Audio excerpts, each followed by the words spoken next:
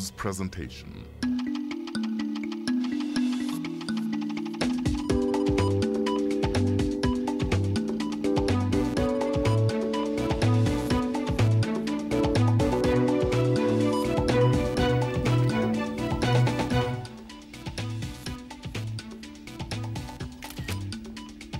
Good evening to you. A warm welcome to Interface this Sunday. One of the big stories this past week has been what's happening in the platinum mining sector.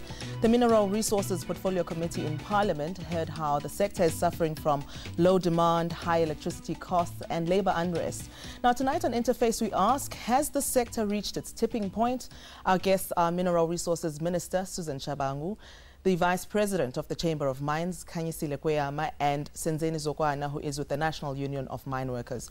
Remember that you can also join our discussion by sending an SMS to 33726. Unfortunately, our Facebook page is down for today, but we are welcoming your SMSs, 33726. Welcome to all three of you. Thank you so much for joining us. Thank you very much. We talked about a tipping point for the platinum mining sector. Have we reached that proverbial point, do you think? Close enough. I think you rightfully point out to events around the labour unrest, but even before that, the industry was under severe pressure with the global recession, which, as you know, is not a few months ago, it's a couple of years back. There has been the issues of demand that have been having an effect on the platinum industry specifically. If I may just take you a little through the uses of platinum as an example, the auto catalyst industry is one where platinum is used. That's the one we hear the most of. That's the one you hear the most of. Now, with the recession, people buy less cars, in the simplest form to put it.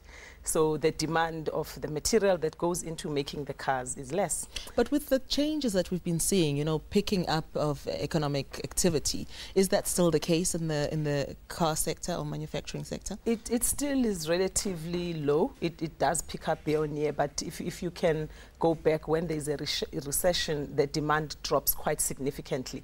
And as it starts rising again, but it's not as the same pace as when it dropped. Then the other use is jewellery, of course. And once again, when funds are low, luxuries are the fewest things used. Unfortunately, they are. Yes. And then people get alternative ways. They recycle so that even the platinum that goes in there, it's recycled, which means it's slightly cheaper than what we produce and all the costs around there that different miners produce. So it had come to a point in the country specifically. The past couple of months have been unstable in terms of production because of the labour unrest and other factors as well. You alluded to electricity costs, which I think even as citizens we have seen that the increases have been quite high, and mining requires quite a lot of energy in terms of costs. Minister, there was a huge upset when Mplats announced that they're planning to lay off about 14,000 workers. The government, the ANC, and you in particular were reportedly very upset about that. There was talk of them having to surrender their license. Just take us through what's happened since that time and where we are now with those discussions. Well, we have started engaging with the company, and I am satisfied that with the processes which we've put in place, and I've agreed to find solutions in addressing the 14,000 workers and find means which will, if possible, ensure that we avoid any job losses, but also looking at other alternatives which might also assist in making sure that these workers are able to continue to provide for their families. That's where we are. We are engaging with the company. There is other processes through the Department of Labour, but we have agreed with the company that we'll have bilaterals with them as the Department of Mineral Resources in really trying to find means and ways of addressing what faces us. Not only Anglo-Plat, but us as a country. We can't afford to lose 14,000 jobs. It means more families will go hungry. But then we get reports that the CEO of Mplats, Chris Griffith, has said, we've run out of ideas. We are open to suggestions, but we really don't know what else can be done besides laying off these workers. What are you telling this company and also the sector as a whole? Well, he might have run out of ideas. We have not run out of ideas. As government, we are engaging that is why we're talking, because we believe that we've got to look at various aspects. The issues you're raising about electricity, it does not only affect Amplats, it affects the whole mining industry, it affects the whole platinum sector. As government, we've alluded that there are challenges when it comes to high electricity cost, but not only for the mining industry, just broadly, including for us as consumers. Hence, there was an engagement with NERSA in finding means and ways of ensuring that we can talk about creating jobs. At the same time, we lose so many jobs, in the sense that there are high electricity costs. So we've got to find a balance. So it's some of the issues which we're talking to. But also we're looking at how best the company can find means and ways of addressing itself. We've engaged Productivity South Africa as one of the institutions which specializes in areas of productivity. Part of that is to make sure that we are able to say, indeed, is the company operating optimally in a way that it loses a lot or suffer from losses, or we need to look at other means. But Minister, realistically, what are you saying to these companies? Because as Usisi said earlier, we've got high electricity costs. Are you saying to Eskom, bring down electricity costs? Is that a point that you're addressing? You've got the low demand for platinum. You know, that's a key factor. You've got the labor unrest. So what are the key bullet points that you are telling the industry? Well, we are engaging on all these issues, but some of them, you know, we all agree that we've lost 37% of our market in Europe. Yes. But it's not, we're also establishing new markets. We're talking about BRICS. We're talking about looking at the East. Those are the new opportunities. So we're looking at all these factors as some of the mitigating factors for us to be able to move forward. So part of our process with Anglo-Plat, give us space, then we'll come back to you. We don't want to negotiate in public. We really want to continue engaging confidentially, but also sharing matters frankly. And I think when we are ready, we'll be able to go public on the outcome, but also on the basis of us sharing whatever is there. Because for now we're engaging, but we can't go public. That's not fair. You know, when you engage, we engage in confidence, but also we need to be frank to each other. That frankness must happen in a way that no one feels that there's also a mistrust or a breach of trust between the parties. All right, we'll watch this space and we will keep in contact with you to see what has transpired in that. Buti, labor, a key factor in the negotiations and in the issues that have been raised by this particular company and by the sector as a whole. Do you think that as unions you have played your part in trying to find a solution, or have you been very much part of the problem? Labour has been part of the debates to find a solution. But the question would be, have we been together in doing that? One of the problems I think we're here today is to say companies can prosper where there's stability, where there's peace. Unions should learn to coexist and talk to members to join them. But no force should be used such that people just go on strike any time they feel like their demand is not met. The law of this country is seen to be the best in the world. It enshrines the right of people to use their right to strike, but within the confines of the law. But the rivalry or the presumed rivalry between the National Union of Mine Workers and AMCU in particular is well documented. We've had representatives from both unions in this very studio talking about the issues there. Is there any hope that you will get some kind of solution to try and work together, or are you pursuing another route now? The NUM is part of those who have been part of finding the solution under apartheid in this country. We believe that talking is the key. As we have been meeting through the minister since last week, Tuesday, and all parties were together, except that when we had to sign. AMCU was part. From the first day, the second day, they only failed to come, or they were delayed to arrive during the day. You've been very diplomatic. Was it not a public snub to say, we've heard what you've got to say, we're not signing? I believe that we need not lose hope very quickly, because AMCO is better placed. It is also in their benefit, by the way, to find this, because they represent members who have got family members. If we don't find a solution of making the mine to run profitable, to run efficiently, to run without violence, we will be in a way contributing to job losses. Notwithstanding these problems, the company the chamber has come up to say, or the chamber have said, are facing them. What has been worse with the fact that strikes that are not been planned, violence have been used, even create doubts to those who would work with us. Remember, platinum is mined for use. Sure. You don't mine platinum like gold. Therefore, you must make sure that people who use platinum can have confidence in buying it. Therefore, the role of trade unions is to ensure that the right of members are negotiated. You can negotiate with an employer who is producing profitable. You can negotiate where there's peace and stability. Okay, we've got to take a break, and we get your point. And the investor confidence that you've brought up, that's what we want to discuss right after the break. Remember that we do welcome your SMSs, 33726. We're back after this.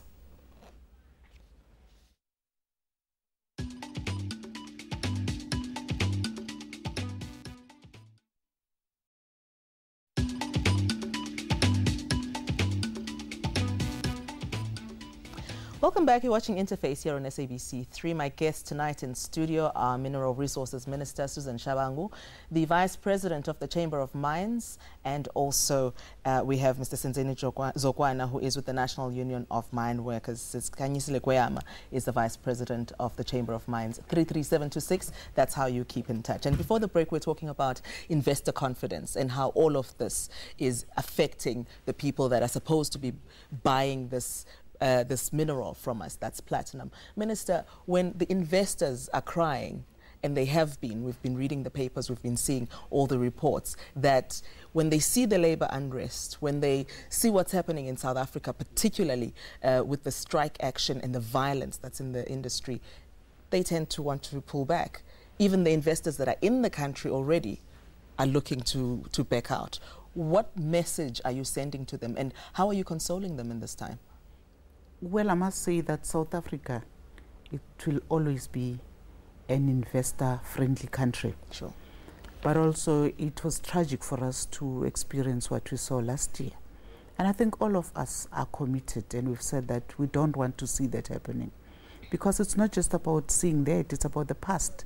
It opens the wounds of the past, and we don't need that during democracy. And I must say that I'm confident we've done many roadshows in talking to investors externally, but also telling them that there are laws in this country. We have a constitution, we have various laws, including labor laws, by the way, which afford an opportunity for workers to strike if they're aggrieved. But definitely there's no space for violence in our country, because all the laws do allow individuals to participate in a peaceful strike. And I must say, we are confident, for instance, as we are here today, that we will continue to engage all parties to find everlasting solution. No one wants to see what has come and has happened in South Africa. I need to share with you, whilst you might be talking about investors who are holding back, we've got a lot of positive investors who intend to come to South Africa. Mining industry, it's on an upward mobility. You know, we had mining in Indaba not long ago. We've seen many investors. In Limpopo, for instance, we have a new mine which is going to come, and $10 billion US has been invested in new discovery of a platinum body in Limpopo. It shows the interest in South Africa. And you must also know that I'm told by geologists that South Africa, we've just mined below 25% of our potential. So we're going to be a mining destination for a very, very long time. But we've got to deal with the labor issue. Let me also indicate, I agree with you. Yes. I must also indicate, we've also seen an increase in local investment in the mining industry. I agree with you. We've got to deal with the challenges which we are facing as a country, including labor.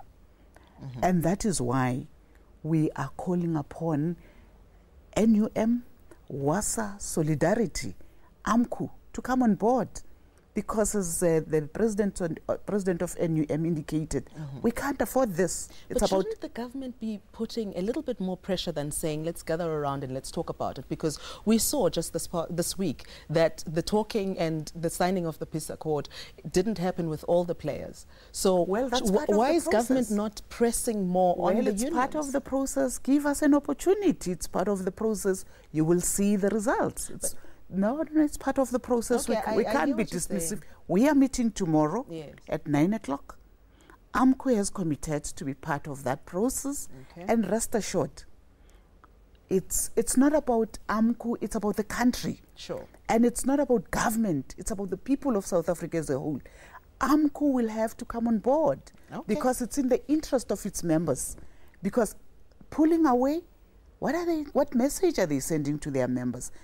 If they really represent their members, which I am convinced that they do have members in the various mining companies, for them to come on board, be part of normalization, be part of peace, and make sure that those members can benefit because the law allows them.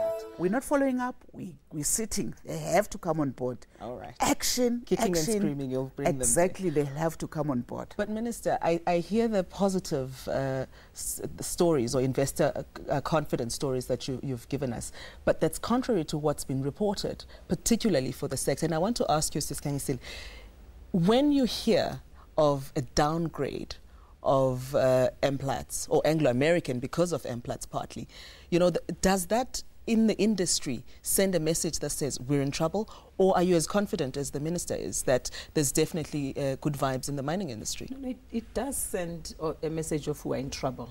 But having said that, it doesn't mean investors are fleeing and dumping tomorrow and saying we're dumping all our stock and going away. So you need to look at it in both dimensions. And the solutions to ensuring that the investors are not running away as the downgrades happen is to bring peace and stability, as an example, is to demonstrate that South Africa is an investor destination. Remember, when investors, they are not short-sighted in terms of looking at a month or 2 months. They look far ahead. And when Minister is talking about the reserves in the country, when you are investing, and if you have decided that mining, as an example, then you cannot ignore South Africa because of the resources, because of the fact that it's such an attractive investor destination. So the challenge is in ensuring that it is the proper environment for investor to thrive, for investment to thrive, for your profits to rise, and all those things. And peace and stability, I don't think we can underestimate the importance of the peace and stability. And the initiative that the minister took in the past week, as you said in your introduction, to ensure that there's peace and stability. Later on you alluded to that, you said snap the process, and that's not our understanding. Our understanding is that they did not sign at the time when we were all signing, but they have come back. They have come back to say, we were still consulting, this is what we'd like to do, and they are meeting within 3 days, and I don't think, to be fair enough. Exactly, and that's what we all want, but snubbing is walking out and saying, I'm walking out and I'm not coming back again. But that is not an accurate description of it. What have you as industry put on the table in as far as your demands for bringing the investment in South Africa? So in other words, the high electricity costs, how are you advising the government, for example, to talk to Eskom? What's in that negotiation process? We have made our input into the NERSA process as the regulator.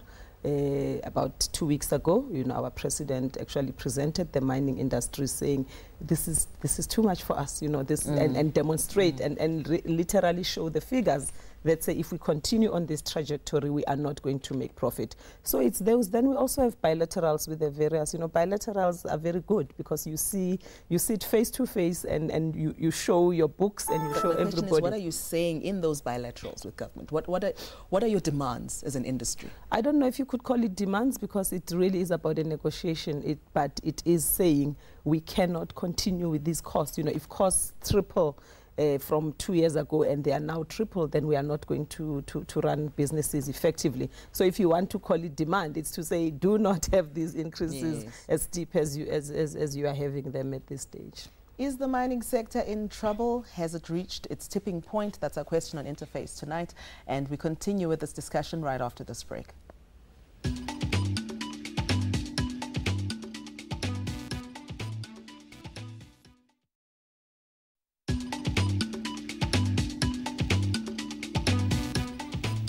And thanks for staying with us here on Interface, and thank you for your SMSs. Keep them coming, 33726, as we continue to talk about the platinum mining sector as a whole and seeing what's happening in that sector and what is the way forward. Let's continue this discussion. But Senzeni, double-digit pay increases over the past 5 years. I mean, I was reading a statistic that says remuneration in the platinum sector in particular has risen 12% a year per worker between 2007 and 2012. And industry is saying this is just not sustainable. What are your thoughts? We always believe that when you look at such increases, you must take into account the background of the industry. Where for many years, up to 1982, mine workers who are black could not negotiate their salaries. They were given whatever percentage by the employers as they wish.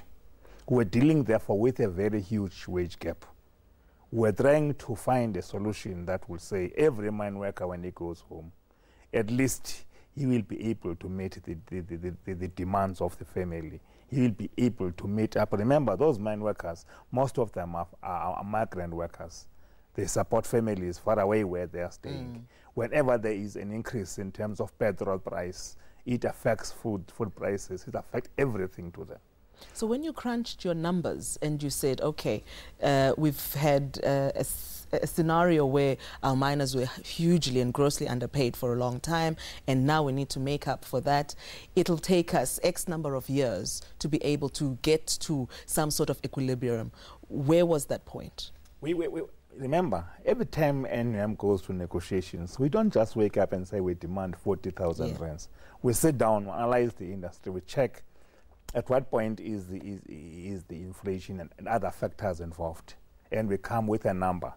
Every time we negotiate with, in most cases, we have not gone to many strikes. I think the one strike with Anglo Platinum, one strike maybe with Impala, we always avert our strikes because we allow negotiations. These 12%, 10% increases were not given because workers just woke up and go on illegal strikes. We always make sure that we work within the system. And remember, the industry was hit very hard since 2008 by the global crisis. But before then, all factors taken together, the companies could afford those salaries. Remember, those were mostly for lowerly paid workers who were paid less than 4,000. So can you say these numbers and these demands from unions in terms of pay are coming at a time when you've got MPLATS reporting about 44% decrease in profits? Is that one company, or is it across the sector that we're seeing such huge decreases in profits? If you look at a number of companies in the mining industry, you will see that there is a decrease across. You know, there are sectors where you don't see it as much, but in iron ore you see the decreases, I think 20, 30%. So is it fair for unions to be asking for these double-digit price increases or wage increases? That's when the legacy issues come in, because you know you are saying to people, you are in a new dispensation, your life will be improved, and yet they don't see that. So you need to achieve a balance between increasing gradually until people get to a stage where they really are they fair in what they're asking for? I think if negotiated and agreed upon, then the outcome is that there has been fair.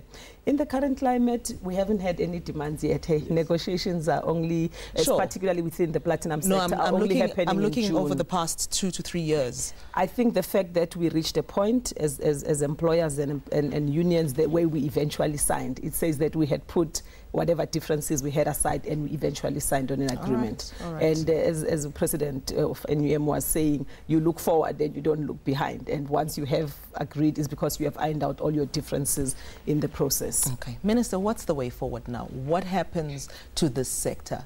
What are you rolling up your sleeves and getting down and doing in this sector? Well, the sector has to thrive. It has to grow. It must contribute towards the economy of this country. It must contribute to job creation, more jobs for our country.